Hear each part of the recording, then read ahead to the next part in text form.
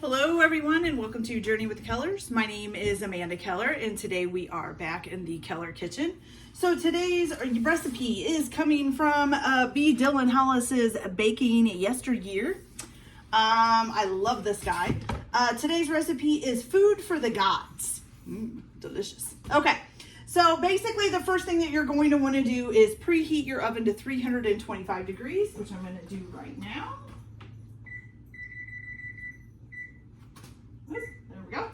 Okay, the next thing you're going to do is you're going to need, it says you don't have to use a 9-inch springform pan, but it suggests using it.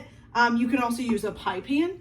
If you're going to use a springform pan, and I'm guessing, is it say to do it in a pie pan too? Let's see. Yeah.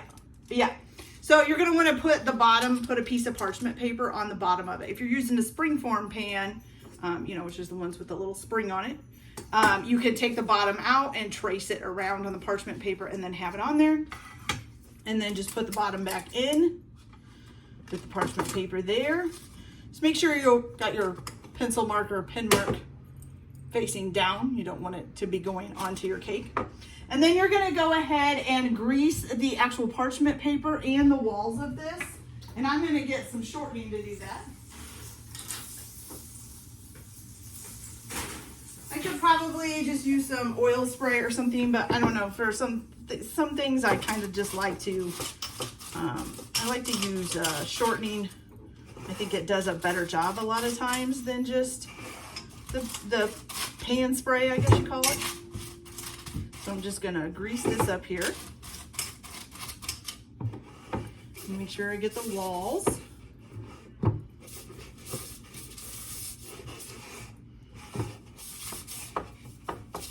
You can hear my parchment paper sliding around in circles in there. That's okay.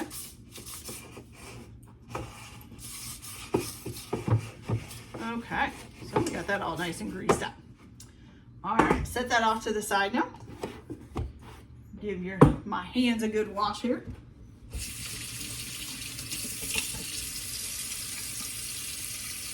Okay.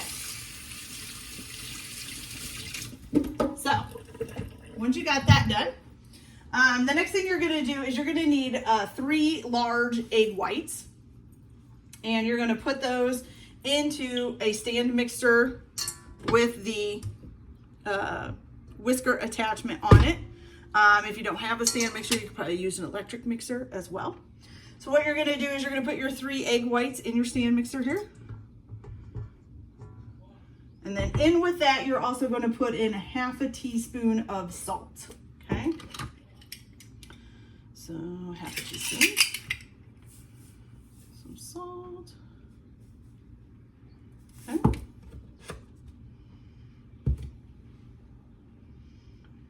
And then you're going to beat this together until you get stiff peaks. Okay.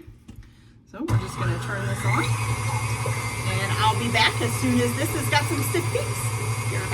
So we got some nice stiff peaks forming. As you can see, when you pick it up, it's nice and stiff there. It's peeking up.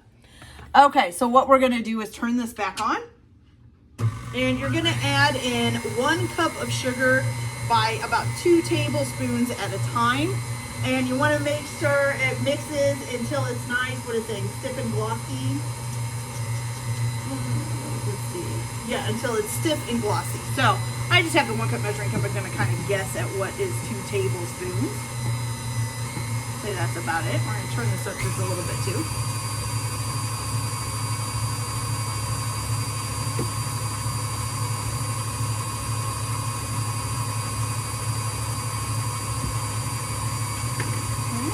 Add in a little bit more.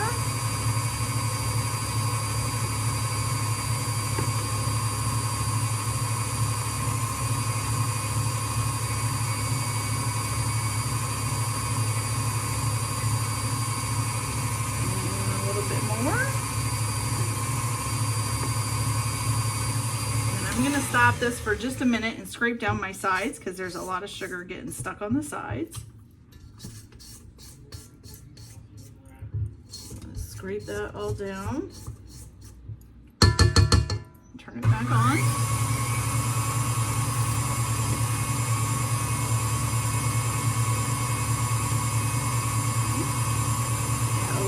more. 2 more tablespoons or so.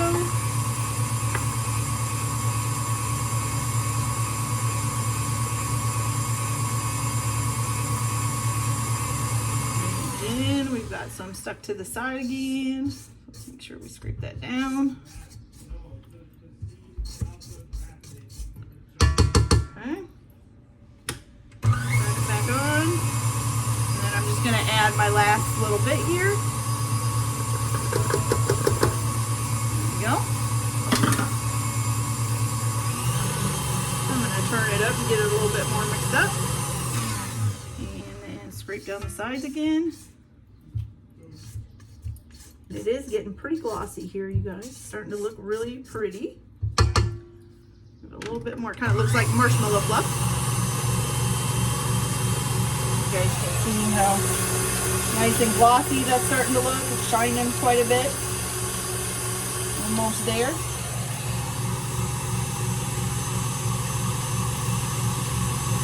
Doesn't usually take too long.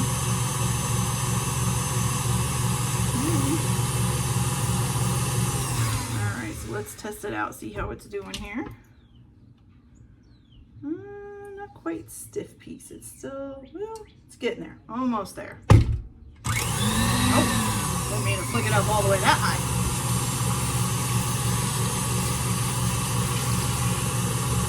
Just a little bit longer here.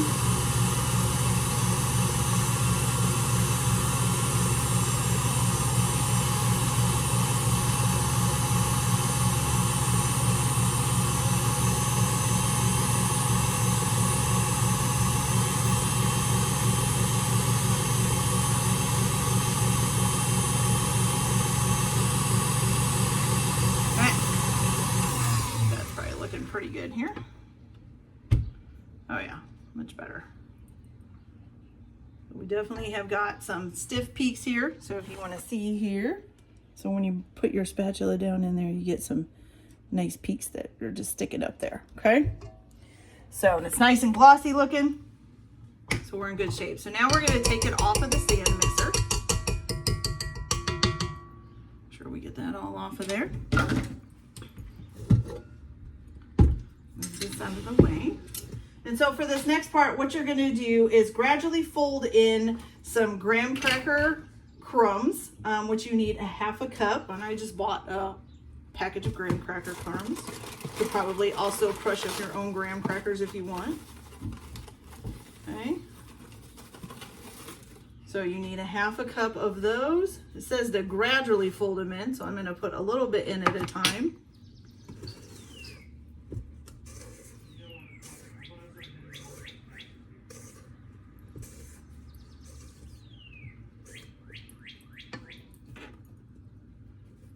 A little bit more.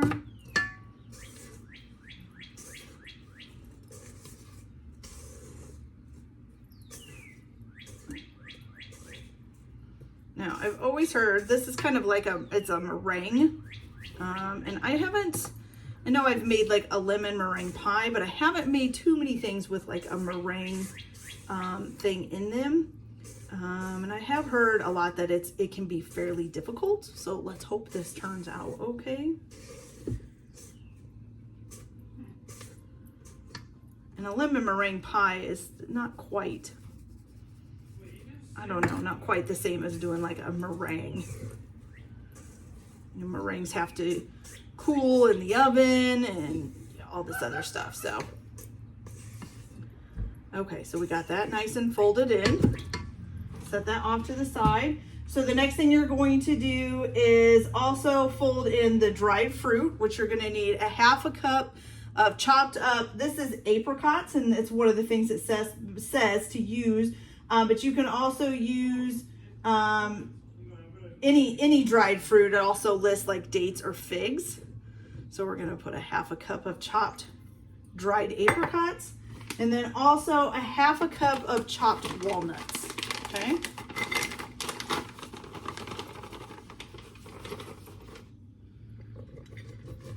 Okay. And you're just going to fold that in as well.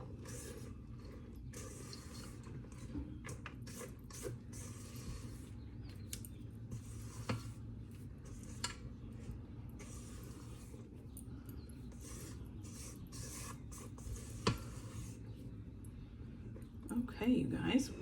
So when you get done, you kind of have, it still kind of looks like a marshmallow cream with little chunks in it. And little bits of brown from the graham crackers. It looks pretty good. Okay, so once you've got that all nice and folded in there, give it a couple more swipes here just to make sure. Okay, so once you've got that all folded in, you're gonna go ahead and put this into your pan.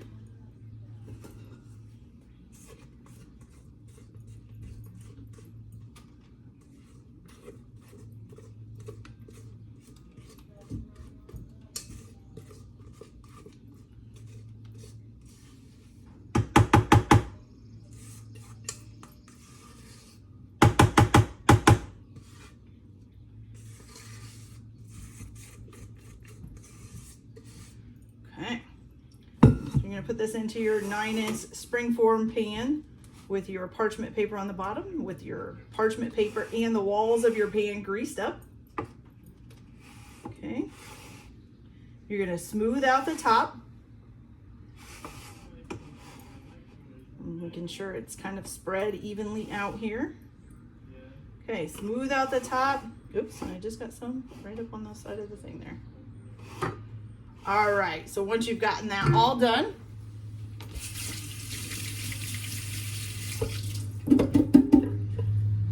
okay, so now you're gonna go ahead and pop this in the oven at 325 degrees for 35 to 40 minutes, okay? The rack should be on, is this the one where it says to put it at the top? Let me see here. Yeah, so, oh, maybe it's not, hold on. Oh, I thought it said something about where the position of the rack went. Okay, it doesn't. All right, so you're gonna cook this for 35 to 40 minutes at 325 degrees. The top should be like a pale gold color when it's done. And then what you're gonna do is you're gonna leave it in the oven, but shut the oven off and then just crack it open a little bit, okay? And you need it to stay like that for about 30 minutes with the oven door ajar, just to dry out the meringue. Once that is done, you're gonna transfer it to a wire rack in the pan and cool it for 20 minutes. And then once that's done, you'll free the sides. You can take a little knife and go around the edge. If you're using a springform pan, once you've freed the sides, you can just pop the spring open, bring the sides off, and then turn this over onto a wire rack. And then remove the parchment paper from it, okay? And then actually it says to turn it, invert it onto a serving dish or a cutting board, not a wire rack. So you can either put it on a serving dish or a cutting board, whichever one you want to do. Okay, so I'm gonna go ahead and bake this for 35 to 40 minutes, then let it sit in the oven with the oven ajar, with the oven off for 30 minutes to let the meringue dry out. Then you're going to let it cool in the pan on a wire rack for 20 minutes, and then invert it out onto your serving dish or a cutting board, okay? So once I get all that done, I will be back. And remember, when it's done, it should be a pale golden yellow or pale golden brown. Is it yellow or brown? Just a pale gold color is what it says when it's done. Okay, so I will be back as soon as this is ready and we will give it a try. I'll be back in just a little bit. All right, you guys, so now that we have cooked it, let it cool in the oven for 30 minutes with the door ajar and the oven shut off, then let it cool on a wire rack for 20 minutes, then inverted it onto a plate with the wax paper on here. Now we are just going to peel this wax paper off, and I am going to flip it back so the top is there. And there we go. Okay, you guys, so let's take a closer look at this food for the gods from the Baking Yesteryear cookbook. That looks delicious, you guys. Can you see that really good? Nice meringue type of, it kind of looks like a cookie, but it's not a cookie. I'm not really sure what you would call this, but doesn't that look awesome? All right, I can't wait to try it. Okay, so let's go ahead and cut this up here.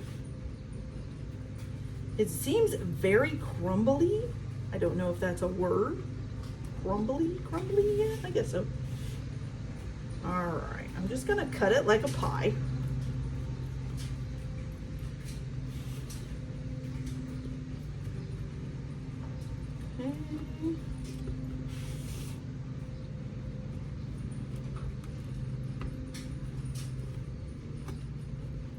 All right, so now let's get this onto a separate plate here. And we will take a closer look at what one of the pieces looks like. Oops, left a little tip of it behind. Go. Okay, so there we go, you guys. Can you see that in there? So here's a couple of the dried fruit. Looks really nice and soft in there. A little bit crusty on the top. I think it turned out okay. It looks a lot like the picture in the cookbook, so that's good. Like I said, I haven't really done meringues too often, but I think it turned out pretty good. So let's give this a try. We want to get a nice good piece of it so we can make sure we've got some dried fruit and some walnuts in there. Looks good.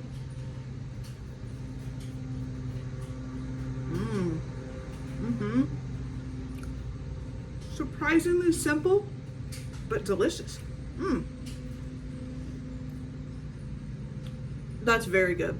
The only thing about this recipe is the length it takes to cook it, because the cooking, the cooling in the oven, the cooling in the pan, and all that, but it's actually pretty well worth it. That is a pretty good dessert meringue.